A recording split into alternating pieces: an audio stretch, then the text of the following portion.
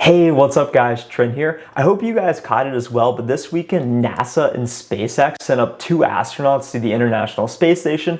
The first time in the last 10 years that this has been done from American soil, and the first time ever a private company has done this. They said this is the golden era of space travel, the first milestone, so it's a really exciting time to be alive. It took the astronauts about 19 hours to get up to the International Space Station from Earth, and that's a perfect segue that it takes about 4,000 hours of watch time to be able to monetize your YouTube channel. And I'm not saying monetization of 4,000 hours is a more difficult journey than going to the International Space Station, but I'm saying in the level of difficulty, it's certainly in the same stratosphere. In today's video, I'm going to talk about why I personally started a YouTube channel and why 2020 may be the golden age of space travel. It's also the golden age of YouTube. We're going to look at how much money some of the top YouTubers are actually going to make, and it may blow your mind. Make sure to stay around to the end of the video because I'm going to share a really cool insight I just learned from this book, Principles by Dalio.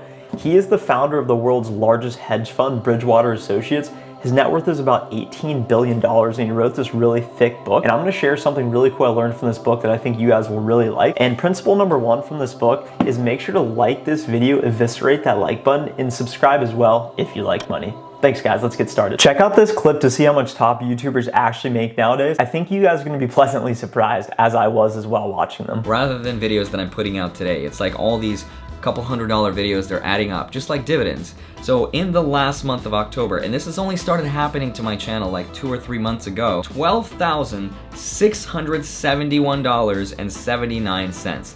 That does not sound real to me. So as you guys can see right here, this is my October. If I go to October, there it is, $12,661. The rest of it was from Amazon affiliates, consulting, and public speaking. But this last year in 2019, things were wildly different, and once we broke past 1 million subscribers, things just took off. In total, the 2019 ad revenue for just this channel alone was $1,141,231.43 with almost 80 million channel views. Watching clips like that really get me excited, seeing the potential of if you're making videos and putting yourself out there, facing the judgment of others, thinking your own thoughts, and really putting it out for the world to see. If they find value in it, people will watch and people will continue to come back. And you can see the first guy, Andre, had been making videos for like 8 months, and then next thing you know, he's making 12 grand a month, which is a lot of money, and it's only growing as time goes on. And the second guy, Graham Stephan, he's probably the biggest personal finance YouTuber, someone that I idolize and definitely watch and would like to be like someday. He's been making videos for about 3 years. And you can see last year he made over $1 million making YouTube videos just from AdSense. That's not even including brand deals and other things he's doing. So it's really crazy. There's absolutely no overhead involved. And he gets to talk about whatever he wants, and he gets to make a ton of money and have an impact on people's lives. Google is the world's largest search engine. Wasn't sure if you guys knew this or not, but YouTube actually is owned by Google. So think of YouTube as a search engine as well. People go to YouTube to learn new things. How do I fix my toilet? How do I change the oil in my car? How do I tie a tie? That's a big one I usually do. To be entertained, to get distracted, to see new perspectives. There's all sorts of different reasons people are going to YouTube. And the reason why I created a YouTube channel is to help try and solve people's problems. I know a lot of people are curious about finances, how to get ahead of life, how to make more money, how to grow as a person. And these are all the things I'm trying to do personally as an individual. So the reason why I wanted to create a YouTube channel is to share these ideas in real time, what I'm learning, what I'm doing, my successes, my failures, and my experiences in wealth creation, growing it as a person, and just trying to make it on the internet and add value to people. Of course, I want to try and make a ton of money like you guys saw in those videos previously, but the only way to get there is by adding real value and creating content that people actually want to watch. So that's something I'm trying to do. It's taken me over 3 years to get to this point. At first, I was still a little concerned, and it's still scary to put yourself out there on a day-to-day, week-to-week basis. A lot of people like to judge you. I've heard a lot of great feedback from friends and people I know. I've also heard other things of like, why are you doing that? You spent that much money to buy a camera and all this equipment, blah, blah, blah. It's a waste of time. Why are you doing that? Everyone's gonna think what they want, but you ultimately gotta do what you like, what feels right to you. And that actually carries us into the insight that I'm gonna share with you guys from Dalio. Something I've been struggling with as of recent is just keeping a long-term perspective. I'm 24, but feel like I need to have things happen overnight. And when I don't see immediate traction in areas, it makes me feel a bit insecure and as if I'm not doing enough. So I've been seeking out different ways to think about time and perspective and just get good intel. And that's why I was reading this book again, Principles by Ray Dalio. He's someone I really look up to. $18 billion net worth, largest hedge fund in the world. They have about 160 billion assets under management. Pretty wild that he created that from his dorm room, not his dorm room, his condo. But I wanted to share a passage that really resonated with me, and I'm just going to read it straight from the book. It says, "In my early years, I looked up to extraordinarily successful people, thinking that they were successful because they were extraordinary. After I got to know such people personally, I realized that all of them, like me, like everyone, makes mistakes, struggles with their weaknesses, and don't feel that they are particularly special or great. They are no happier than the rest of us, and they struggle just as much or more than average folks.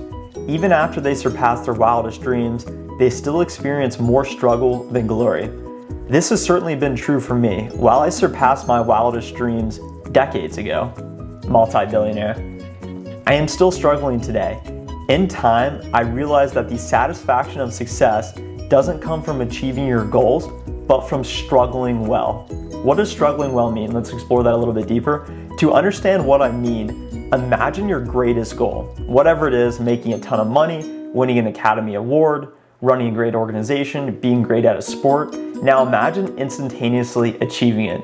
You'd be happy at first, but not for long. You would soon find yourself needing something else to struggle for. Just look at people who attain their dreams early, the child star, the lottery winner, the professional athlete who peaks early. They typically don't end up happy unless they get excited about something else bigger and better to struggle for.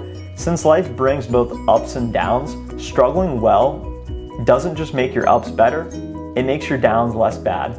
I'm still struggling, and I will until I die, because even if I try to avoid the struggles, they will find me. I thought this quote was pretty profound.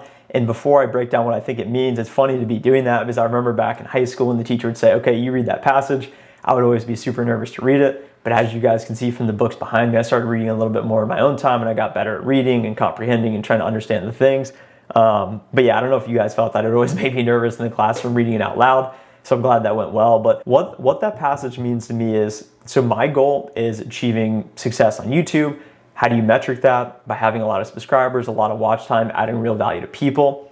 And if I just woke up tomorrow and had 1 million subscribers, it'd be super cool, but it would almost be less, the goal would be less meaningful than if I didn't have to struggle to get there.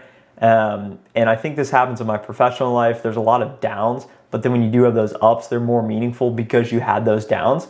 So think about what you want to achieve, what that really audacious goal is, and just understand the journey in getting there is actually the most satisfying part rather than just achieving the success. That's really cool in the moment, but only lasts for so long. It's actually the process getting there, and that's what I really like this quote, and that's something I'm going to start applying going forward, starting now. As I'm sure a lot of you already have, people are cutting cords and going more online. So this just increases the value of an online influencer. So the final takeaway here, and this is something I say in a lot of my videos and people joke with me about, but it's really important to create that online brand if you want to try and be an influencer or have some traction online.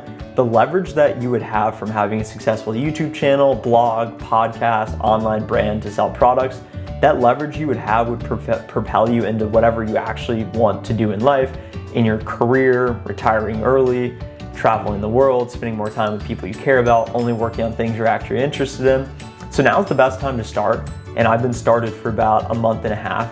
It's definitely a rocky road, up and downs, of a lot of views some days, hardly any views other days. But like Ray Dalio said, it's all about the struggle, and I'm enjoying the struggle of making the videos, enjoying the process, and it's been a lot of fun. I really love hearing the feedback from you guys, so make sure to comment below your thoughts on this video or any other things in regards to personal finance, self-growth, entrepreneurship that you guys are curious about, and I will read it, I will get back to you, and I will make a video about it if you would like. So as always, appreciate you guys watching and hope you have a great day.